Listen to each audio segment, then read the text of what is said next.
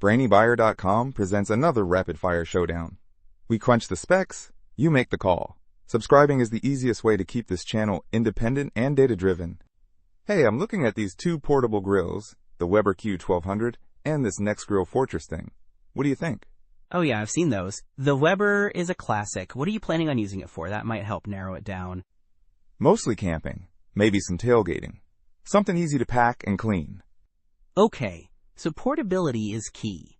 The Weber Q1200 weighs about 30 pounds, and the Nexgrill is a little lighter at 28.7 pounds.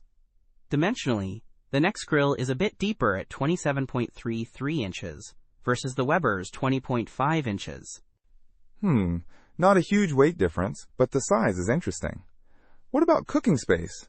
The Nexgrill actually gives you more there, 263 square inches compared to the Weber's 189. That could be useful if you're cooking for more people. True, and what about power? I want something that gets hot enough to sear a steak. The Nexgrill boasts 13,500 BTUs from two burners, while the Weber has a single burner putting out 8,500 BTUs. On paper, the Nexgrill seems more powerful.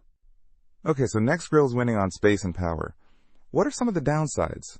Well, the Weber has a much higher customer rating, 4.8 stars with almost 8,000 reviews, while the Nexgrill is at 4.4 stars with only 230 reviews. Could suggest better reliability or customer satisfaction with the Weber. Good point. Those reviews matter. Any other features that stand out? The Nexgrill comes with a griddle insert, which is pretty cool. You can grill and griddle on the same unit. The Weber has split grates, meaning you can add a griddle, but you have to buy that separately. The Weber also has fold-out side tables, which is, handy. Yeah, side tables are nice.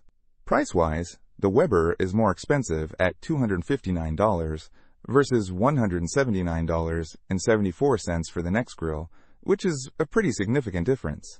Exactly. So it comes down to priorities. Do you want more cooking space and power for less money, potentially sacrificing some reliability?